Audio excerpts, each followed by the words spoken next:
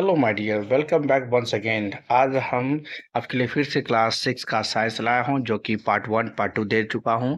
ये आपका पार्ट 3 होगा। ठीक है, पीछे वीडियो में हम लोग यहाँ तक डिस्कस कर चुके थे। आप देखते हैं इसके आगे।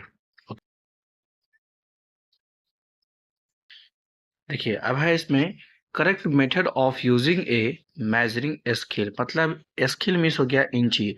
जब हम इंची का यूज करेंगे तो उसका करेक्ट मेथड क्या होना चाहिए। कहते हैं कि वाइल यूजिंग ए कॉमन में मेजरिंग स्केल और मेजरमेंट ऑफ लेंथ, जब किसी लेंथ की लंबाई को नापने के लिए हम जब स्केल का यूज करेंगे तो कहता है कि किस तरह से करना चाहिए। ठीक है, तो कहता है some steps are to be carefully followed as obtain correct reading. मतलब सही से यदि हमें पढ़ना है, सही से उसका मेजर करना है कि कितनी लंबाई पे है, कितना पॉइंट पर है, तो इसके लिए कुछ स्टेप्स दिया हुआ है जो कि नीचे है।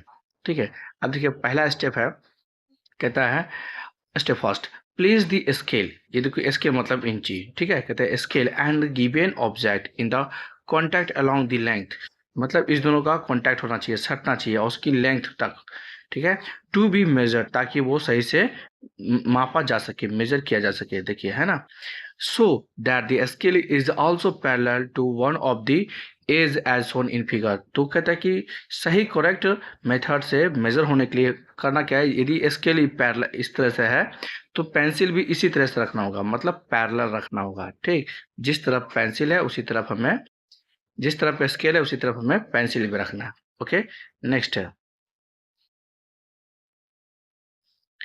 नेक्स्ट कहता है step 2, while noting down the reading, your eye should be correctly opposition just above the point where the reading on the scale is to be taken। मतलब कहता है कि जब, जिसके देखिए ऊपर में था ना, अब जो इसमें आपका आंख जो है जस्ट इसके सामने होना चाहिए। ठीक है, अब हम जब भी नापेंगे, आप नापिए, हम नापे, को भी जब भी नापिए स्केल का यूज कीजिए इस तरह से कि इंची कितना बड़ा है, ये पेंसिल कितना बड़ा है। इस स्केल से जब नापेंगे तो हमें तिरछा नहीं देखना है, ना इस तरफ से तिरछा देखना है और ना ही इस तरफ से तिरछा देखना है।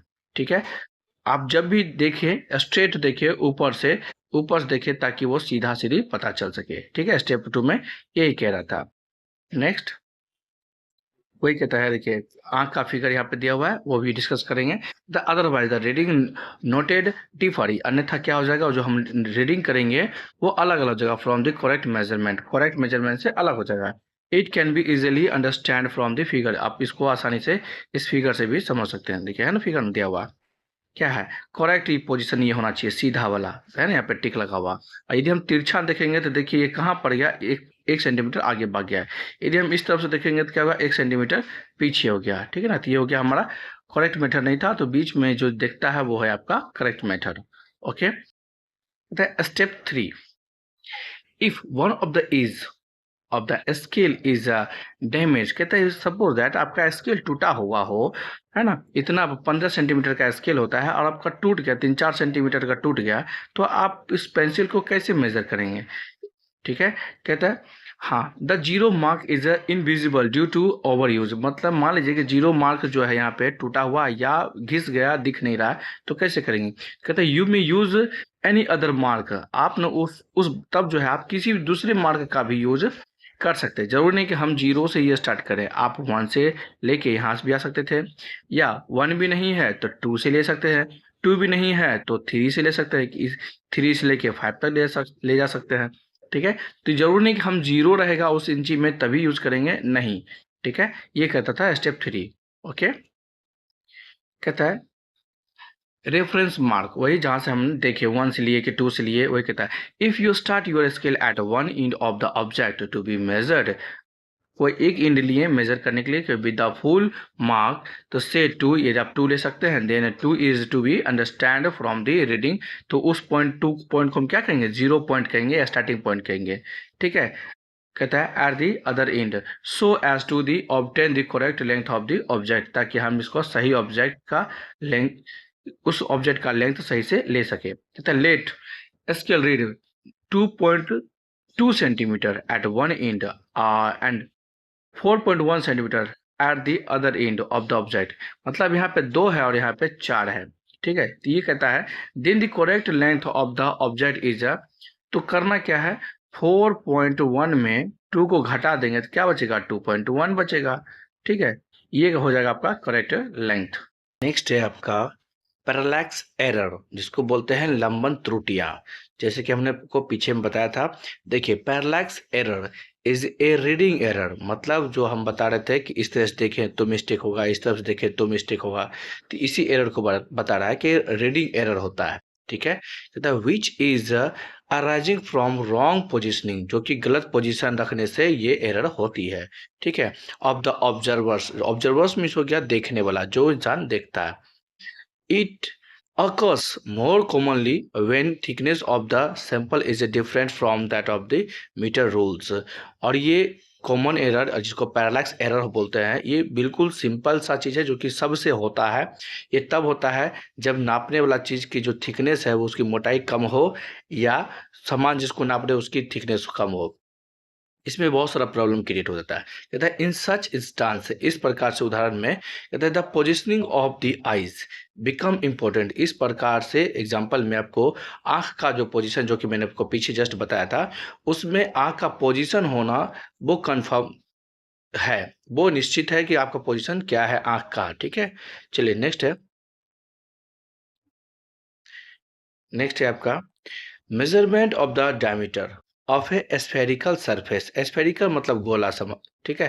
कहता है कि measurement of A diameter, diameter मतलब देखिए ये गोला ये है गोला।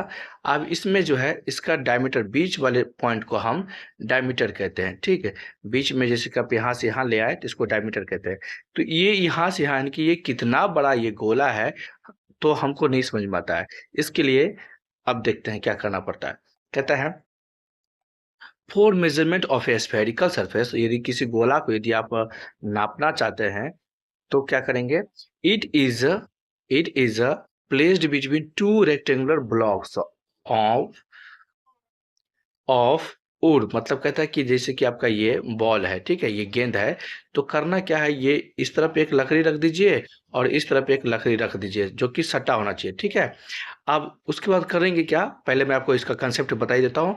तो कहता है कि देखिए हम तो गो बॉल जो है हमारे पास गोला को तो ऐसे तो नाप नहीं सकते हैं, तो नापने के लिए क्या करेंगे, एक लकड़ी इस तरफ से सटा देंगे, एक लकड़ी इस तरफ से सटा देंगे। ठीक है, फिर क्या करेंगे, इसके बीच का जो डिस्टेंस है, इसके बीच का जो डिस्टेंस है उसको हम इस डिस्टेंस को इंची टेप से स्केल से नाप लेंगे, यानी कि यहाँ से यहाँ तक बीच के डिस्टेंस कितना है वो नाप लेंगे, बस हमें पता चल जाएगा। बस यही इसमें पॉइंट कह रहा था कि स्फेरिकल चीज को हम कैसे नापेंगे।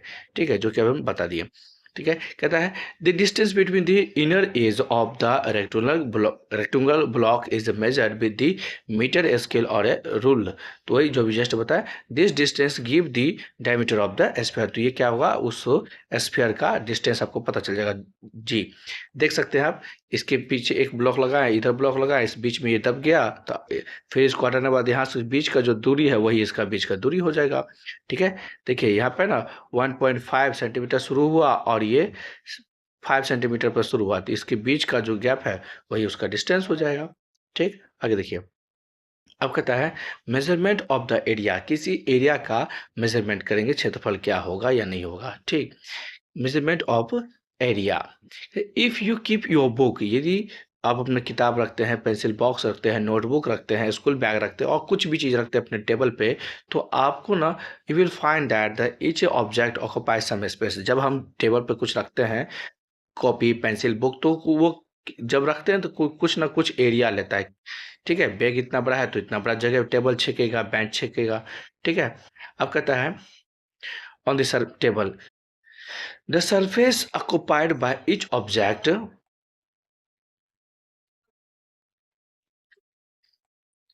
Depends upon its size. तो जो भी ऑब्जेक्ट हम रखते हैं टेबल पे, तो उसके साइज पे डिपेंड करता है कि वो कितना बड़ा जगह लेगा। अब मान लीजिए इतना छोटा पेंसिल है, हम सोचेंगे इतना बड़ा एरिया लेगा, तो गलत है ना थिंकिंग हमारा। ठीक है, तो जितना बड़ा जो सब ऑब्जेक्ट का साइज होगा उतना ही बड़ा वो एरिया स्पेस कर लेगा।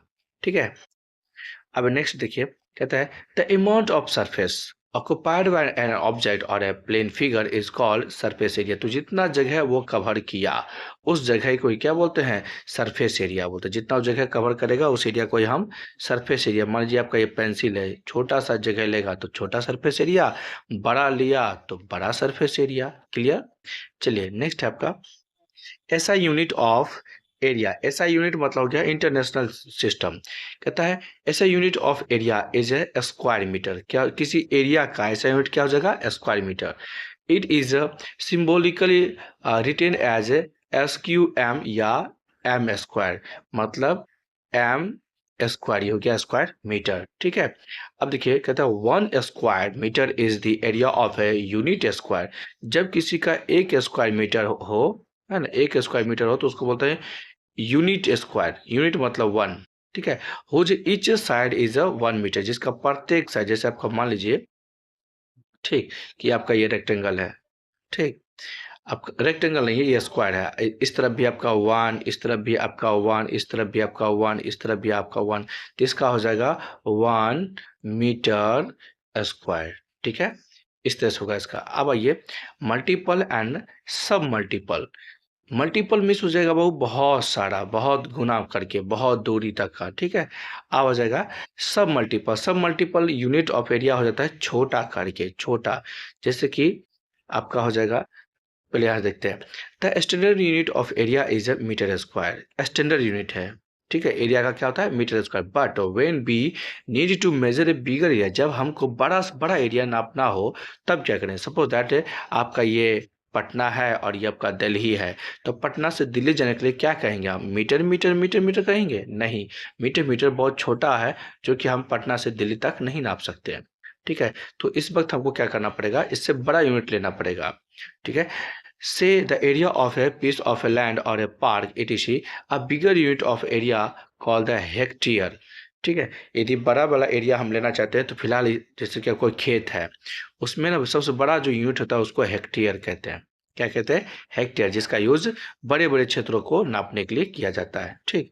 अब कहता है 1 हेक्टेयर, क्या कहता है, 1 hectare is equal to 100 metre. 1 hectare is equal to 100 metre into 100 metre. अब इसको जोड़ लीजिए, मल्टीप्लाई कर दीजिए, 100 को 100 से गुना किए तो कितना हो गया, 10,000 metre square metre, 10,000 square metre हो जाएगा। The area of much bigger size, तो जो बड़ा एरिया वाला होगा, कहते हैं like the area of a state. मान लीजिए कि आपका कोई राज्य है या कोई देश है या कोई महादेश है, तो उसको कैसे नापा जाता है, उसको नापा जाता है is measured in square kilometre. उसको किस में नापा जाता है, स्क्वायर किलोमीटर में। ये जो हेक्टेयर था ये खेत को नापा जाता है। ठीक है। जब लंबाई दूरी देश देश राज्य या महादेश को नापा जाता है तो किलोमीटर स्क्वायर में नापा जाता है। ठीक है। सबसे बड़ा यूनिट होता है किलोमीटर स्क्वायर।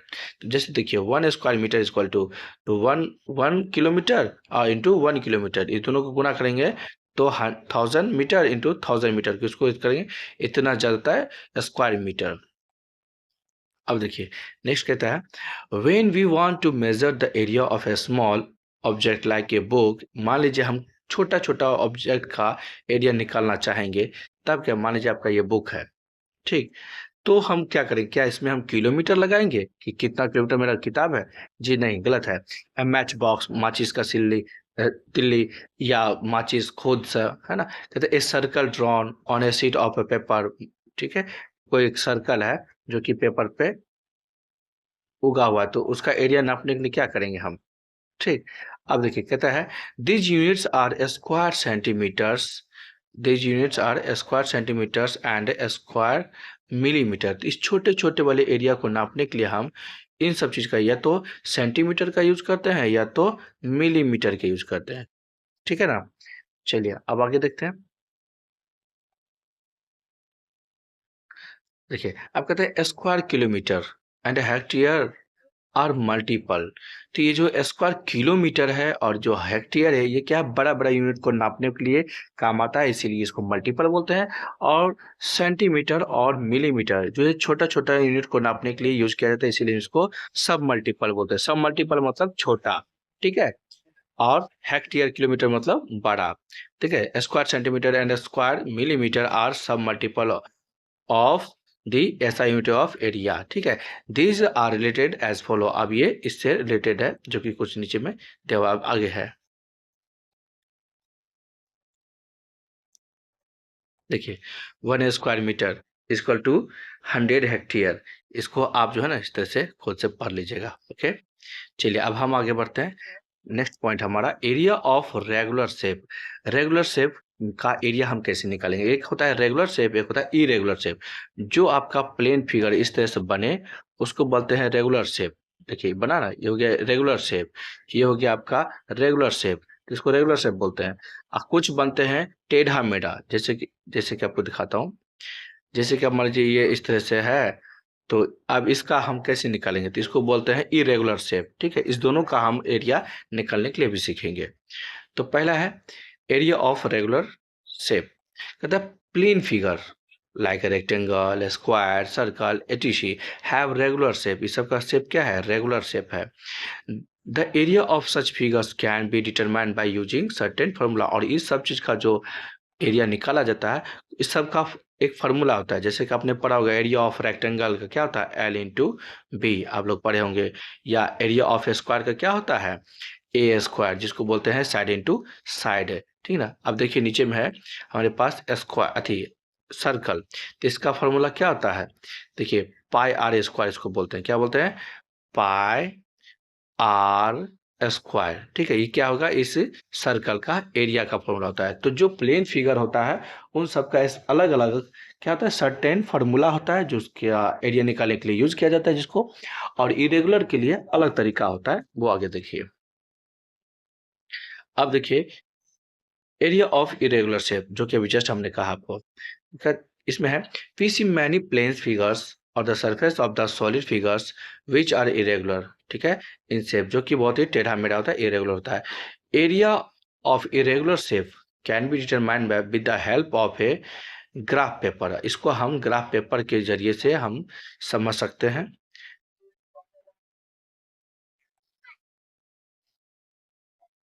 ग्राफ पेपर देखिए, कहते हैं एक graph paper has equal sized square. Graph paper में क्या होता है? इक्वल साइज का स्क्वायर होता है। इसीलिए हम ग्राफ पेपर से थोड़ा इसको समझेंगे इरेगुलर शेप को कैसे मेजर करें। कहता है with the sides of 1 centimetre. उसका प्रत्येक साइड क्या होता है? 1 सेंटीमीटर। 1 सेंटीमीटर, ये 1 सेंटीमीटर, 1 सेंटीमीटर, 1 सेंटीमीटर। ठीक है, इस तरह से। या तो उससे भी छोटा होता है 1 1 एम, 1 एम, 1 एम, 1 एम। ठीक है, यानी कि mm मिलीमीटर, इस तरह से उसका रहता है। कहता है ऑल दो दिस मेथड इज अप्रोक्सीमेट, परंतु ये जो भी तरीका है ना अप्रोक्सीमेट है, मतलब लगभग है।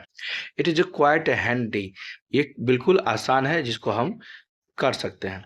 अब कहता है टू फाइंड। आप देखिए उसका उसी पे आधारित कुछ एग्जांपल दिया है, उस एग्जांपल को देख आप लोग समझेंगे, हम भी समझेंगे। कहता है to find the area of an irregular object को निकालने के लिए।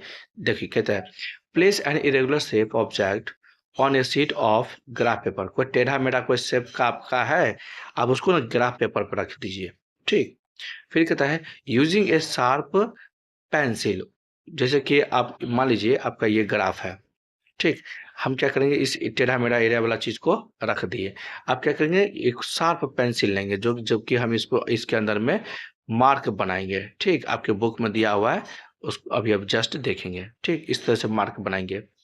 चलिए नेक्स्ट कहता है using A sharp pencil draw the outline of the object and they remove it. है ना, आउटलाइन ऑब्जेक्ट बना। जैसे आपका ये ग्राफ है, इसके बीच में हमने इरेगुलर शेप बना दिया और इसको साइड से क्या किए? पेंसिल चला दिए, जैसे से ये टेढ़ा मेढ़ा है। उसके बाद कहता है now count the number of complete centimetre square mark the with in the figure. और जो कंप्लीट है मतलब जो बराबर बराबर है उसको गिनिए कि कितना है आपके पास। ठीक है, कहता है then count the number of incomplete square. उसके बाद गिनिए जो टूटा फूटा बच जाता है स्क्वायर, कुछ ऐसा स्क्वायर बचेगा। ठीक, कटा फटा स्क्वायर मिलेगा जो कि अभी फिगर में दिखाऊंगा। ठीक, नेक्स्ट कहता है विद मोर हाफ पार्ट। कहता है जिसका आधा से ज्यादा पार्ट होगा विद इन दी आउटलाइंस, जिसका आधा से ज्यादा होगा। कहता है ignore the square with less, जिसका आधा ज्यादा होगा उसको काउंट करना है, जिसका आधा से कम होगा उसको छोड़ देना है। जैसे मान लीजिए ये आपका स्क्वायर है। ठीक, लेकिन स्क्वायर का वो पार्ट उड़ गया। ठीक है। अब ये है क्या, इस तरह से है, तो देखिए क्या हुआ, ये आधा से ज़्यादा है ना, आधा से ज़्यादा है। देखिए यदि आधा कैसे होगा, इतना होगा, तो ये आधा से ज़्यादा है इसका पार्ट, ठीक है ना। आधा कितना होगा, इतना होगा, तो आधा से ज़्यादा पार्ट है, तो इसको काउंट करेंगे, और जो आधा से कम होगा उसको इग्नोर कर देंगे। जैसे कि मान लीजिए आपका ये फिगर है, जैसे कि फिर से वही फिगर बना रहा हूँ। अब जैसे कि देखिए इसमें आपको थोड़ा सा फिगर है, ओके, अभी फिलहाल आप नीचे आएगा दिखाएंगे। ठीक, कहता है इग्नोर, वही करना है कि जो आधा से ज्यादा हो उसको गिन लेना है, जो आधा से कम हो उसको इग्नोर कर देना है। The sum of the number of a complete square and the number of the square with more than, और वो कंप्लीट स्क्वायर वाली आप प्लस जो आधा से ज्यादा था उस दोनों को जोड़ दीजिए। ठीक है, give the approximate area given irregular shape in square centimetre, और उसको स्क्वायर सेंटीमीटर में लिख दीजिए।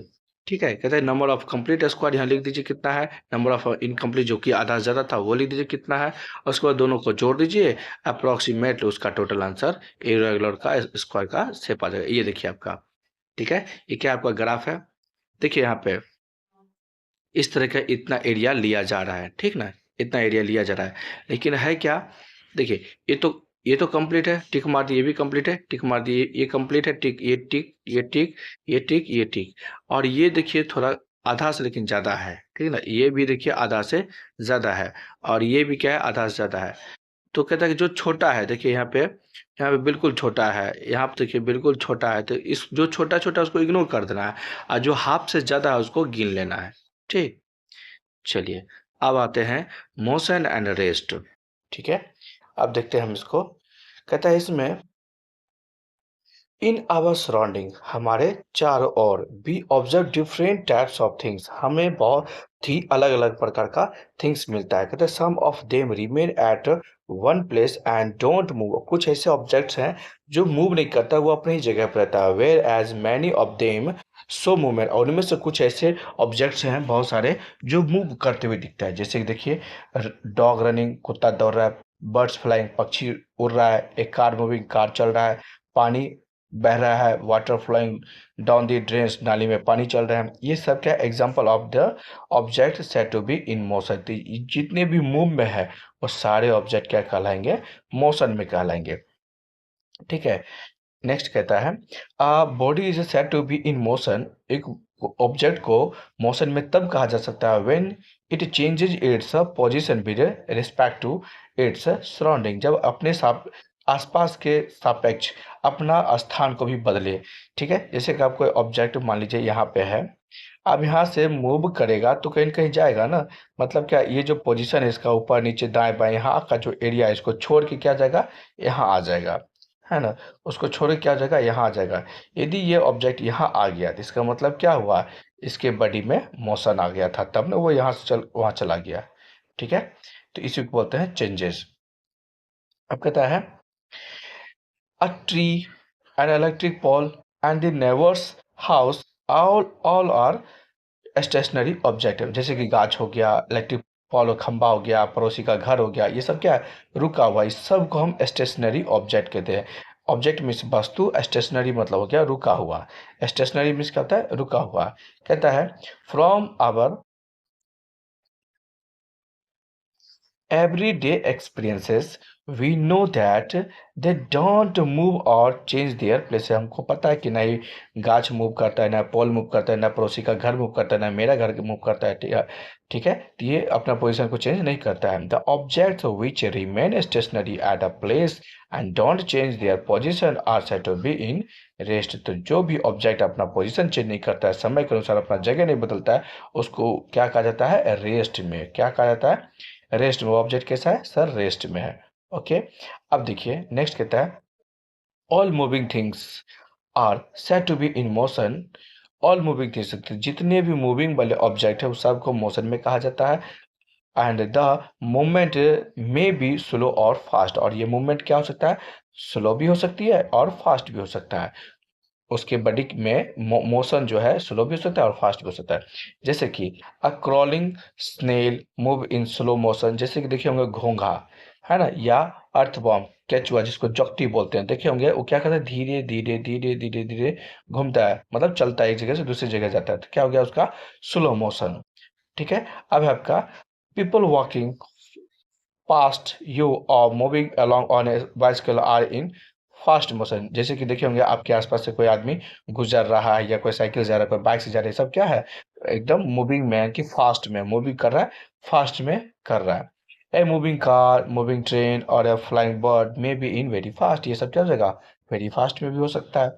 नेक्स्ट कहता है some objects show movements without changing their place. कुछ ऐसा ऑब्जेक्ट्स है जो अपना स्थान बदलता भी नहीं है लेकिन उसके शरीर में मूवमेंट आती, हाँ मूवमेंट आ जाता है, मोशन आ जाता है। एग्जाम्पल दे रहा है opening and closing of flowers. फूल क्या करता है, चलता हिलता डुलता नहीं है, यहाँ से वहाँ जाता उता नहीं है, लेकिन क्या था वो खिलता भी है मुरझाता भी है। जब देखिएगा वो खिलने की बारी आती है, जब वो कली होता है खिलने की बारी आती है तो खिल जाता है, लेकिन जब फिर मुरझाने की बारी आती है तो वापस वैसे ही अपनी पोजीशन पे आ जाता है। तो अर्थात क्या हुआ, मूवमेंट दिखाया ना। ठीक है। Moving pendulum of a clock show to and fro moment. तो अब देखिए होंगे पेंडुलम एक घड़ी होता है, उस घड़ी में ना कुछ नीचे है, देखिए हाँ ये घड़ी जो है, ये इसको बोलते हैं पेंडुलम। पेंडुलम क्लॉक क्या बोलते हैं इसको, पेंडुलम क्लॉक। ये क्या करता है, टुंग टुंग टुंग टुंग आगे पीछे करते रहता है, तो इसी को बोलते हैं पेंडुलम। ठीक है। तो ये आपको दिखाता है, मूवमेंट दिखाता है। And the hand of a clock, और घड़ी का कांटा, घड़ी का कांटा क्या है, अब यहाँ है कुछ देर बाद यहाँ हो जाएगा, कुछ देर बाद इस तरफ क्या था, आगे बढ़ते जाते रहता है। Clock times around on the dial of the clock, ये सब क्या है आपको टाइम शो करता है, आई मीन्स मोशन शो करता है। नेक्स्ट देखिए rest and motion are relative terms.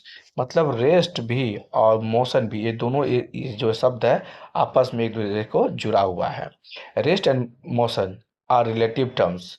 An object में appear to be stationary in relation to an object in similar situation, but the same may be in motion in relation to another object which is placed in different situation or different location।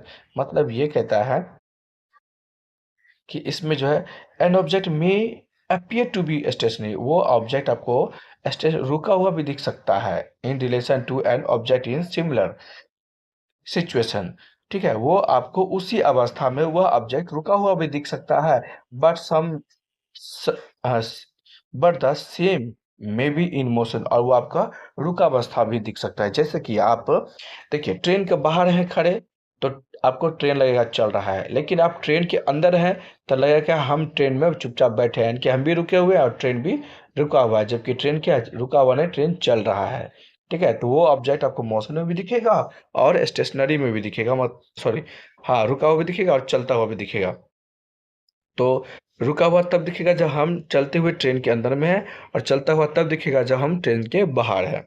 ठीक है, यही कहना चाह रहा था इसमें। अब है नेक्स्ट है a body can be at rest and in motion at the same time. एक ही समय में वो ऑब्जेक्ट आपको चलता हुआ भी दिख सकता है और रुका हुआ भी दिख सकता है। ठीक है।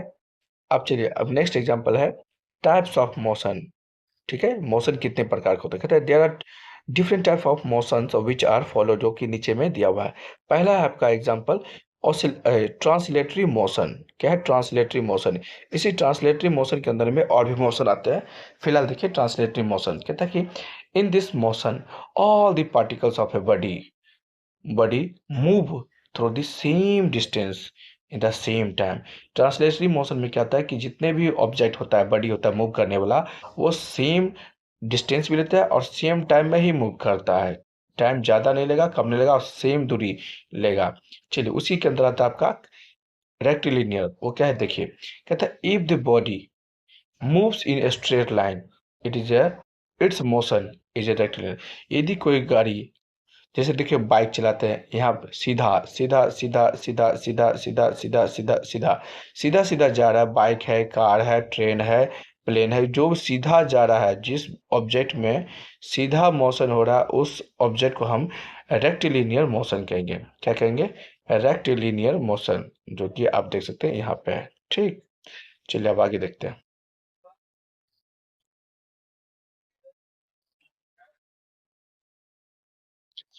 अब कहता है if the body moves along A curved line the motion is a curve.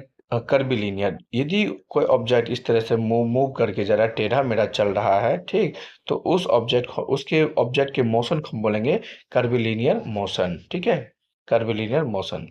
चलिए नेक्स्ट एग्जांपल, आप देखिए एग्जांपल दिया होगा, कहता है a ball throw up in air, जैसे कि हम गेंद ऊपर फेंके, मूवेबल कार है, ट्रेन है, ए मूवमेंट ऑफ एरोप्लेन है, बॉय स्लाइडिंग कर रहा है ना, sliding down a slope, the motion of a drawer of a table, some example of translatory motion, ये सब क्या हो जाएगा, ट्रांसलेटरी मोशन का एग्जांपल हो जाएगा।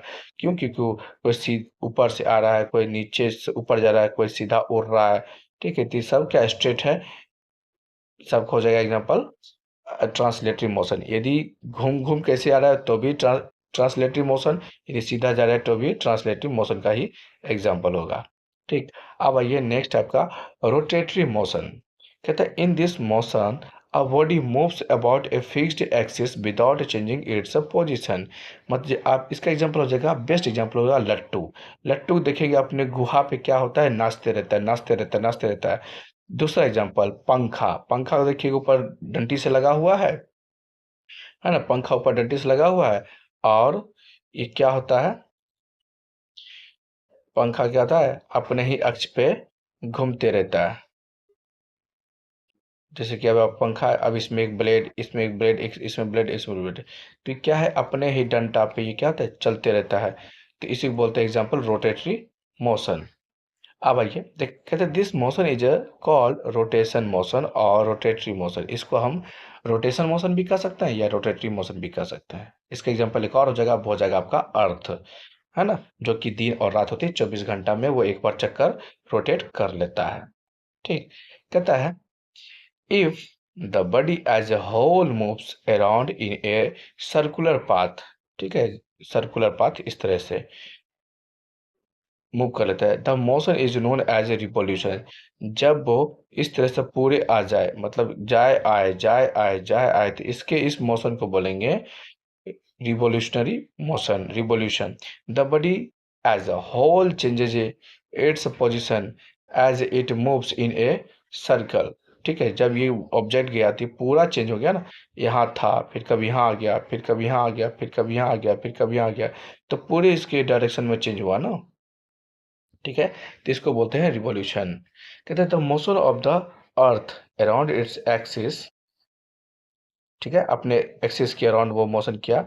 The motion of the blade of A fan, जैसे कि पंखा घुमा, ठीक है, जैसे पृथ्वी घुमा, पंखा घुमा, लट्टू घुमा, स्पिनिंग टॉप है, हैंड्स ऑफ है, क्लॉक, घड़ी का कांटा घुमा, घूम के फिर वहीं आता है, घूम के फिर वहीं आता है, घूम के फिर वहीं आता है, घूम के फिर वहीं आता है, तो क्या हुआ, are example of rotation motion. ये सब एग्जाम्पल किसका हो जाएगा, रोटेशन मोशन का। आपको the motion of the earth around the sun, ये सन है, ये सन है, इसके चारों ओर जब पृथ्वी चक्कर लगाता है, इसके चारों ओर जब पृथ्वी चक्कर लगाता है, तो इसका एग्जाम्पल अलग हो जाएगा, ठीक।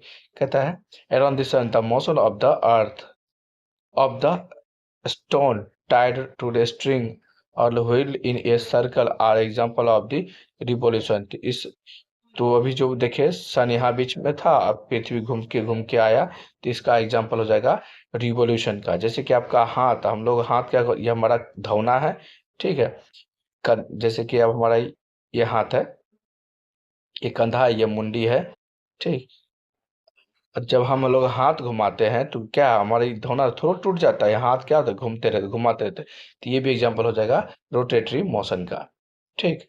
आगे देखिए, देखिए टॉप का एग्जांपल, अब देखिए कहता है ऑसिलरी, ऑसिलेटरी और वाइब्रेटरी मोशन दोनों एक ही चीज हुआ है। ऑसिलेटरी मतलब हो गया आगे पीछे आगे पीछे, अब वाइब्रेशन में भी आगे पीछे करता है तभी वाइब्रेट होता है, ठीक है। कहते हैं the motion of an object passing through the same point while moving back and forth between two point is called oscillatory motion। मतलब ये कोई ऑब्जेक्ट है, गया आया, गया आया, गया आया, गया आया, तो इसके इस मोशन को बोलेंगे ऑसिलेटरी मोशन। एग्जांपल है मोशन ऑफ ए स्विंग, मतलब झूला, झूला में क्या था, जाता है आता है, जाता है आता है, क्या हो गया, ठीक है, oscillatory motion. Needle and of the swing machine, जैसे कि सिलाई मशीन का सुई ऊपर जाता है आता है, जाता है आता है, जाता है आता है, जाता है आता है, जाता है आता है, जाता है आता है, तो क्या हो जाएगा आपका उसका। नेक्स्ट कहता है motion of A engine piston. Engine में जो पिस्टन होता है क्या, तो ऊपर नीचे करता है, ये सब हो जाएगा आपका वाइब्रेटरी मोशन या तो ऑसिलेटरी मोशन कह सकते हैं। विच आर वेरी फास्ट, जो कि बहुत ही तेज चलता है, with and soon slow down and come to rest, और वेरी स्लो भी होता है और आराम में भी आ जाता है, रेस्ट में भी आ जाता है। ठीक है, चलिए नेक्स्ट है आपका वाइब्रेशन। वाइब्रेशन कैसे होता है? Vibration begins with the plucking of the object. Plucking, plucking मतलब होता है हिलाना, जैसे कि देखे होंगे गिटार है, सितार है, ठीक है, तो उसमें जो धागा लगा होता है उसको ना यहाँ पे टच करता है, ठीक है, जब टच करता है तो वो पूरा धागा क्या होता है, थरथराता है, तो उसी को कहते हैं प्लकिंग करना। प्लकिंग, प्लग्ड स्ट्रिंग ऑफ ए सितार, ठीक है, of A sitar. Plucking A stretch rubber, rubber को आप लोग खींचते हैं फिर छोड़ते हैं तो फिर क्या होता है, रबर उतने ही जगह पे आ जाता है। ईटीसी, ये सब क्या हो गया ऑसिलेटरी मोशन का एग्जांपल। अब आइए mixed example, sorry mixed motion. ठीक, कहता है some motions are a combination of two or more motion. कुछ मोशन ऐसे होते हैं जो एक बार चलता है तो दो या तीन मोशन एक साथ लेके चलता है, तो उसी को बोलते हैं मिक्स्ड मोशन। ठीक है, अब देखिए कहते हैं bullet fire from a gun, जैसे कि आप किसी गन से बुलेट को छोड़ा जाता है तो क्या होता है, तो गोज स्ट्रेट, बुलेट तो सीधा जाता है लेकिन वो, तो जब जब सीधा जाता है तो वो लीनियर हुआ, ठीक है, जिसको हम ट्रांसलेटरी बोलते हैं motion, and it also spin, और वो घूमता भी है, वो सीधे भी जाता है और थोड़ा घूम घूम के जाता है। गोली सीधे जाता है जरूर, लेकिन वो कैसे जाता है, घूम घूम के सीधे जाता है, ठीक ना, आप लोग फिल्मों में देखे होंगे। ठीक, तो वो हो गया मिक्स्ड मोशन का एग्जांपल। ठीक, आगे देखिए,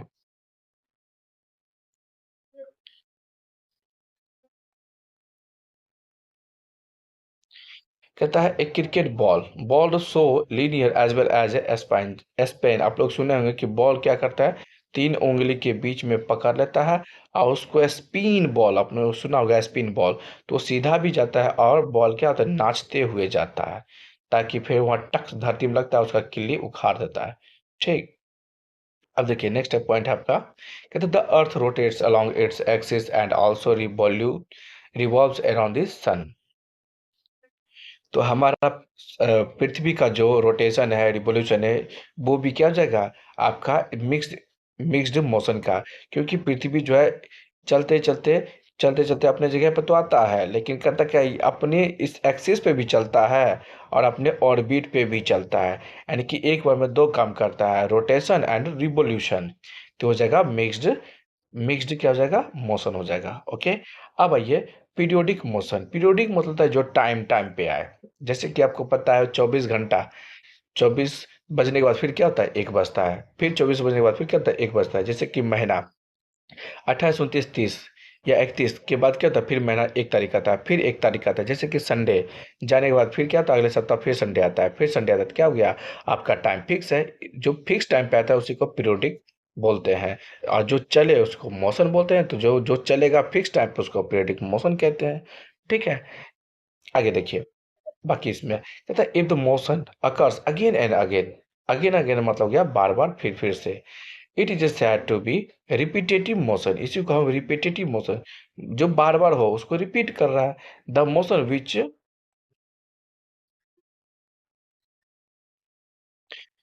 repeats at regular interval of time is a periodic motion. जो मोशन फिक्स टाइम पे फिर से रिपीट हो जाए, फिक्स टाइम पे फिर से रिपीट हो जाए, फिक्स टाइम पे फिर से रिपीट हो जाए, तो उस मोशन को हम बोलेंगे पीरियोडिक मोशन। जैसे कि आपको पता है, अभी जस्ट बताया कि 24 घंटे के बाद क्या होता है, फिर एक बजता है, तो उस मौसम, मौसम उसमें नहीं है, मैं टाइम एक्चुअली बता रहा हूँ। जैसे देखिए कहता है पल्स ऑन योर रिस्ट, है ना, कलाई पे यदि आप गौर करें तो यहाँ पर ना आपका नस जो है धड़कता हुआ महसूस होगा, आपका दिल धड़कता हुआ महसूस होगा, तो क्या फिक्स टाइम पे पल्स करता है, बीट करता है। देखिए pulse on your wrist, heart beat, revolution of the earth, rotatory motion of the earth, pendulum of a clock, ये सब क्या हो जाएगा, पीरियोडिक मोशन का एग्जाम्पल हो जाएगा। क्योंकि पेंडुलम आया गया आया गया आया गया, घड़ी का जो पेंडुलम था आया गया आया गया, तो ये किस टाइम पे गया किस टाइम पे आया, ये सब क्या है, फिक्स टाइम पे आया और फिक्स टाइम पे गया, गया फिक्स टाइम पे आया फिक्स टाइम पे, तो ये सब हो जाएगा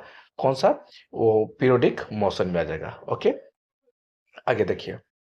अब कहता है the beating of A drum is a repetitive, ढोलक को पीटता है, देखिएगा उसका ढोलक क्या होता है, चदरा रिपीट करता है, थरथराता है, डब डब करता है, बट वो क्या है, पीरियोडिक मोशन नहीं होगा। क्योंकि जब मारता है डंडा तो फिक्स टाइम पे नहीं मारता है, कभी तेजी मार देगा कभी स्लो मारेगा, कभी तेजी मार देगा कभी स्लो मार देगा, तो इसीलिए उसका जो है डंडा का पीटना क्या होगा, रिपीटेटिव या पीरियोडिक मोशन नहीं होगा। ओके, कहता है hence it is not necessary that all repetitive motions are periodic, ये जरूरी नहीं कि सभी रिपीटेटिव मोशन पीरियोडिक मोशन ही होगा, but all periodic motions are repetitive, लेकिन जितने भी पीरियोडिक मोशंस होते हैं सब रिपीट होते हैं। ठीक है, चलिए अब आइए, लगभग लगता है हम कहाँ ये लेसन भी खत्म ही होने वाला है। चलिए माय डियर, आपसे छोटा सा रिक्वेस्ट है, प्लीज़ इसको आप ज़्यादा से ज़्यादा शेयर कीजिए, अपने जितने भी ज़रूरतमंद फ्रेंड है उसको शेयर कीजिए। आपको नज़र में आपके आसपास में जाना पहचाना कहीं न कहीं कोई फ्रेंड्स होंगे, कोई न कोई स्टूडेंट्स होंगे, उससे आप शेयर कीजिए प्लीज़, आपसे बहुत ही बड़ा रिक्वेस्ट है। आप इसे अपने व्हाट्सएप के स्टेटस पे, आप फेसबुक, इंस्टाग्राम जहाँ भी हो प्लीज़ वहाँ पे आप शेयर कीजिए, ताकि मेरे लिए आपकी तरफ से कुछ हेल्प मिल सके। सब्सक्राइब कर दीजिए, आपको जो कमेंट करना हो प्लीज़ कमेंट भी कीजिए, क्या अच्छा लगा क्या नहीं लगा, कौन सा सब्जेक्ट का पढ़ना है आपको नहीं पढ़ना है, प्लीज़ आप हम जो कुछ हमसे त्रुटि हो गया उस त्रुटि को भी आप हमें बताएं, ताकि मैं उसको इम्प्रूव करूँगा। अभी मैं फर्स्ट पीरियड में हूँ, मतलब स्टार्टिंग पीरियड में हूँ, ताकि मैं भी चाहता हूँ ग्रो करना, आपका आशीर्वाद रहेगा, आपका दुआ रहेगा तो प्लीज़ हम भी ग्रो कर जाएंगे। इसे लाइक कमेंट शेयर सब्सक्राइब करें, आपसे हाथ जोड़ के रिक्वेस्ट है। ठीक है, थैंक यू सो मच। अब आगे देखते हैं, non periodic non periodic motion मतलब जो टाइम पे फिक्स ना हो, जो टाइम पे ना आता हो। कहते हैं any type of motions that does not repeat itself after equal interval of time. ठीक है, कहता है कि किसी प्रकार का मोशन जो किसी भी फिक्स टाइम पे रिपीट ना हो, उसी को बोलते हैं नॉन पीरियोडिक मोशन, उसी को बोलते हैं नॉन पीरियोडिक मोशन। अब एग्जांपल में कहता है एक car moving on A road, जब एक कोई गाड़ी जा रहा है तो आपको पता है कि वो जो स्पीड चला रहा है, जैसे कि 40 का स्पीड चला रहा है, तो क्या वो हमेशा 40 की स्पीड चलाता है? नहीं, कभी कम होता है, कभी फास्ट होता है, कभी कम होता है, कभी फास्ट होता है, तो ये फिक्स नहीं होता उसका, तो ये हो गया क्या, नॉन पीरियोडिक मोशन। अब जैसे कि a bird gliding across the sky, जैसे पक्षी कभी तेजी मुड़ता है कभी स्लो, कभी तेजी मुड़ता है कभी स्लो, तो ये हो गया आपका non periodic. Children playing in the park, बच्चा जब खेलता है कभी तेजी में दौड़ता है, फिर कभी स्लो हो जाता है, थक जाता है, कभी बैठ जाता है, तो ये हो गया नॉन पीरियोडिक मोशन। अब ये अर्थक्वेक, पृथ्वी जब वाइब्रेट करता है, कहीं कभी तेज कभी स्लो, कभी कभी बिल्कुल गायब हो जाता है, तो नॉन पीरियोडिक। अब है लैंडस्लाइडिंग, मिट्टी का फिसलना, स्टॉर्म तूफान आना, जो ज्वालामुखी इरप्शन ऑफ वॉल्केनो, ज्वालामुखी का विस्फोट होना, ये सब क्या हो जाएगा, नॉन पीरियोडिक हो जाएगा। अब माय डियर, आपको पता होगा कि मैं हूँ जीएमएस सर, वॉल्केनो ज्वालामुखी सर, ये है जीएमएस सर, वॉल्केनो सर। ठीक है, आपसे रिक्वेस्ट है प्लीज। अब आगे देखते हैं। ओह, ओह सॉरी, ये देखिए रैंडम मोशन इस बुक में ना, यहाँ पे प्रिंटेड नहीं है, शायद आपके बुक में प्रिंटेड होगा, पर देखिए एक्चुअली यहाँ तो मुझे दिख नहीं रहा है। ठीक है, तो आप फिर भी मैं ये रैंडम मोशन के बारे में बता सकता हूँ। रैंडम मोशन वो होता है जो जिस मोशन का डायरेक्शन फिक्स ना हो। जैसे कि आप लोग देख रहे होंगे, ये देखिए हॉकी खेल रहा है, ठीक है ना, तो हॉकी खेल रहा है तो ये चाहता है कि उधर बॉल जाए और ये चाहता है कि बॉल इधर जाए, तो क्या हो गया, बॉल इधर गया उधर गया, इधर गया उधर गया, कभी उधर गया कभी उधर गया, तो हो गया रैंडम मोशन। जैसे कि आप क्रिकेट में भी देखते हैं कि बॉलर इधर से बॉल करता है, उधर से बैट्समैन मारता है, तो बॉल इधर ना जा करके उधर उड़ जाता है, किधर जाता है पता नहीं, मतलब जिधर मन तिधर उड़ जाता है बॉल, तो हो गया रैंडम मोशन। जैसे कि हो गया हॉकी हो गया, क्रिकेट हो गया, फुटबॉल हो गया, टेनिस हो गया, कैरम बोर्ड हो गया। कैरम बोर्ड में देखे होंगे ढेर सारे गोटी होते हैं, आप मारना चाहते हैं, इस पेल में पिलाना चाहते हैं, लेकिन क्या होता है टकरा के कहीं और भी भाग जाता है, तो ये सब एग्जांपल हो गया रैंडम मोशन का। ठीक है, थैंक यू सो मच, आपका ये लेसन भी अब खत्म हो गया। अब फिर मिलते हैं हम न्यू वीडियो के साथ, न्यू क्लास के साथ। ठीक है? तब तक के लिए thank you so much. Please take care.